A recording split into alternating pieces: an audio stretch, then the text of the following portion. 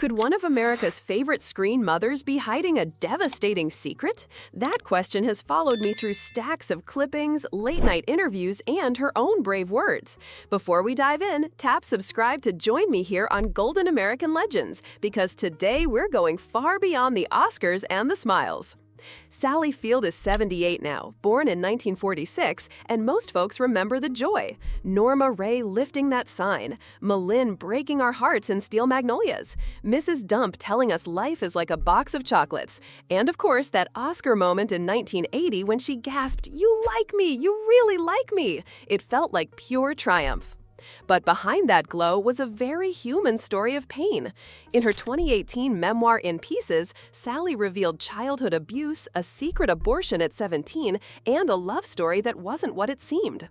I pored over interviews from NPR and reports in The Telegraph and traced her timeline from mid-60s TV to the modern awards stage.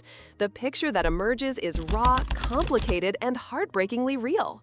Did any of you know Sally Field's backstory before now? Drop a note below, because the truth starts not with a trophy, but with a little girl who learned the wrong lesson about love, and that's where we begin next. To be loved, you have to disappear. You have to feel frightened. When I first read that line in Sally Field's memoir, it stopped me cold. She wrote it about what her stepfather taught her as a child. Sally grew up in a Hollywood home. Her mother, actress Margaret Field, and her stepfather, actor and stuntman Jock Mahoney, the man behind more than a few swashbuckling screens. Outside, it looked glamorous. Inside, as Sally tells it, he abused her. This is the heartbreak she carried in secret for years. In Pieces isn't a tabloid splash. It's her own voice, steady and brave, describing how fear wrapped around her idea of love. She learned to make herself small. She learned to be quiet. And once you've been trained to vanish, it's hard to believe you deserve anything: work, respect, even joy. It's not easy to hear, but it's the key to understanding everything that follows: the choices, the doubts, the drive. I cross-checked her words with careful reporting from NPR and UK interviews, and the details line up with a chilling clarity.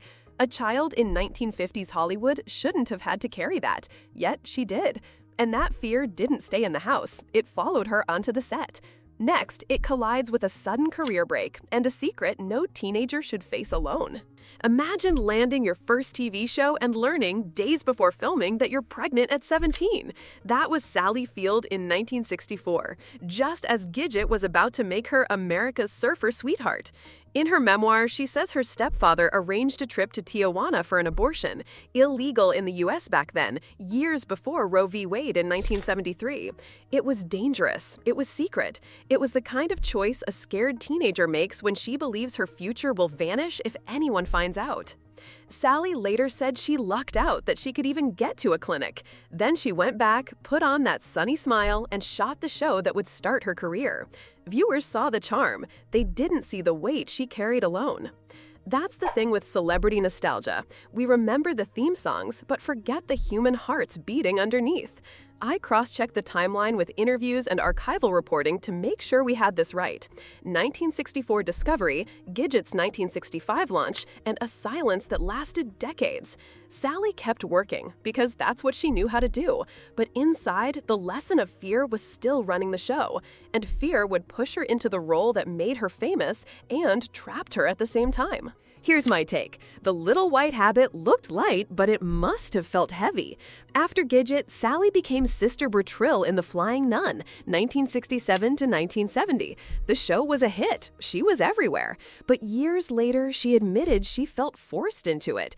In her telling, her stepfather warned that if she turned it down, she might never work again.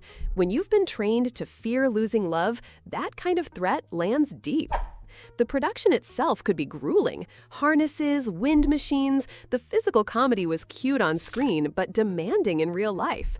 And typecasting is its own kind of cage. People saw cute and perky, not the dramatic powerhouse inside her.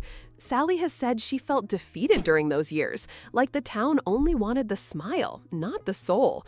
Still, here's the twist I love. Even inside the box, she was building muscle, comedy timing, stamina, presence. Those tools would matter later. But first, fear tried to show up in her personal life again, wrapped in a whirlwind romance the world adored. It looked like a storybook on red carpets. In private, it felt painfully familiar, and Sally would have to choose again, whether to disappear or finally step toward herself. On magazine covers, they glowed. Sally Field and Burt Reynolds, late 1970s, the it pair. But if you've read In Pieces or heard her NPR interviews, you know Sally tells a harder truth. She describes the relationship as controlling and emotionally abusive. They were together for about 3 years. He was a decade older.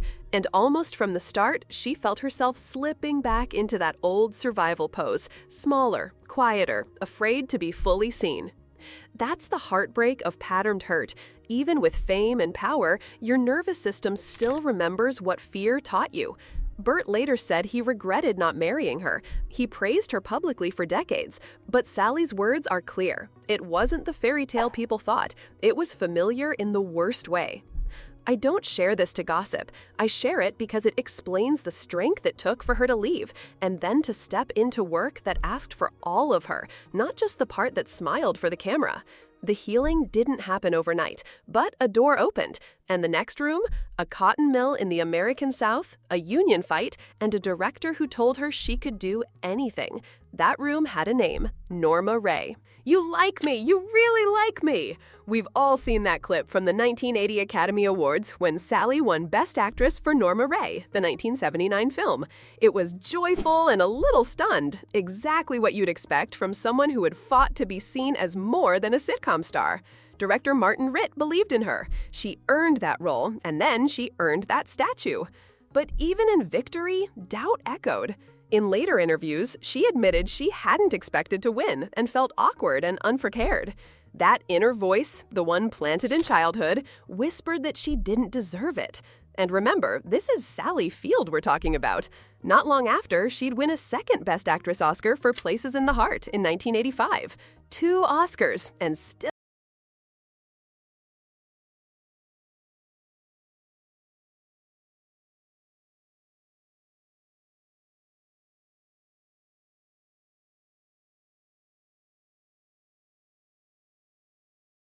that tug of unworthiness. To me, that's the human core of her story. Success doesn't delete scars, it coexists with them. Those gold moments were real, so was the private tremble. And offstage, she still had a home to run, hearts to care for, and a life that wasn't lit by spotlights. Let's step away from the Dolby Theater and into her kitchen, where the roles of mother and partner brought new joy and fresh heartbreak. Here's what I admire. Even with all the chaos of Hollywood, Sally showed up at home. She married Stephen Craig in 1968 and became a young mom soon after.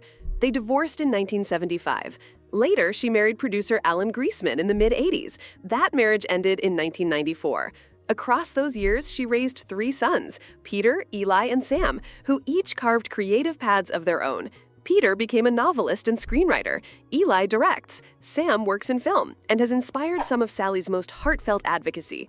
Motherhood didn't pause for call sheets. There were school mornings after night shoots, big decisions about what jobs to take, and the emotional labor that comes with any family, only amplified by fame. In interviews, she's called raising her kids one of her true joys, even when it was exhausting. That mix, love and weariness, is so real. Balancing all of that while fighting for better roles took grit, and yet what kept surfacing was the same question: who am I, outside of the roles other people hand me? That question wasn't just about Hollywood. It reached backward to the most intimate part of her origin story: family, identity, the name you call father, and the quiet hope for an answer that feels like home. Every family has lore, and Hollywood families have it in stereo. For Sally, one thread of lore circled a towering name: Henry Fonda. Officially, her father was Joseph Field. Yet over the years, stories bubbled up about whether Fonda might have been her biological father. Some outlets have hinted at private DNA inquiries. Sally herself has never publicly confirmed anything like that.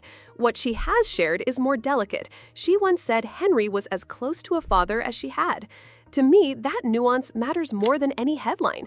Whether the rumor is true or not, the ache beneath it is simple and human, the longing to know where you come from. When your childhood is unstable, identity can feel like a riddle with missing pages.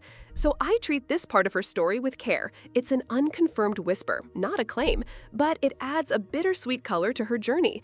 The woman who fought to be seen on screen was also, in her own life, searching to see herself clearly.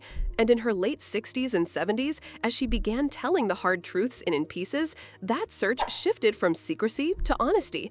Which brings us to how she shows up now, at 78, unapologetic about what time has written on her face. Here's the plot twist I love most. At 78, Sally Field isn't smoothing over anything. She talks openly about aging, and she pushes back when the culture nitpicks women's bodies. Years ago, after a photo of her underarm hair drew snark online during the Lincoln era, she called out the fixation. Why should a woman in her 60s be shamed for being human? It was a small storm, but her stance rang loud. And then came the honor that felt like a bow tied by time. In 2023, she received the Screen Actors Guild Life Achievement Award. On that stage, she thanked every woman who dared to be seen. That line, it's the opposite of disappearing. It's a declaration. What I see now is someone who has integrated the pieces: child, star, survivor, mother, artist. She doesn't pretend the past didn't happen, she uses it. She advocates for women, for honesty, and for a broader picture of beauty and worth. This is the same Sally who once wondered if she was worthy at the Oscars, now standing steady, inviting others to stand with her. And that leads to the bigger why her story hits so hard right now, far beyond nostalgic clips and famous lines. So what do we make of Sally Field's life when we step back? I see a woman who turned pain into art, and then turned art into truth. In interviews around In Pieces, she said she wrote the book for herself, to face what she had stored away. That choice reflects a shift I recognize in so many people, from wanting to be liked to wanting to be honest. Her revelations land in a world that's finally listening. In the era of #MeToo and open talks about mental health, Sally's story reminds us that fame doesn't cancel trauma, and that vulnerability can be a form of leadership. Young fans quote her line about fear and love because it names something they felt but couldn't say.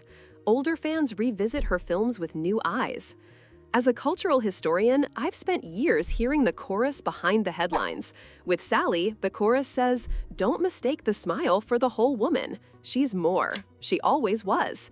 And now, at 78, she owns that truth with a kind of quiet power that feels like home. If this moved you, hit like and share. We're about to wrap, but stay with me for one last question, and a thank you from my heart. From a fearful girl to a fearless truth teller, Sally Field's journey is proof that the brightest legends are human first. Thank you for spending this time with me. If you learned something new, please give this a thumbs up, share it with a friend who loves classic film, and subscribe to keep these stories coming on Golden American Legends.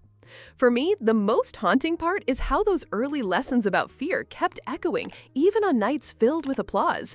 And the most hopeful part? Watching her reclaim her story piece by piece and use it to lift others. That's a legacy as real as any trophy.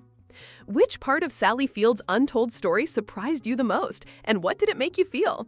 I'd love to hear your thoughts. Thanks for watching, and please subscribe if you want more deep dives into the lives behind American screen legends. I'll see you in the next one.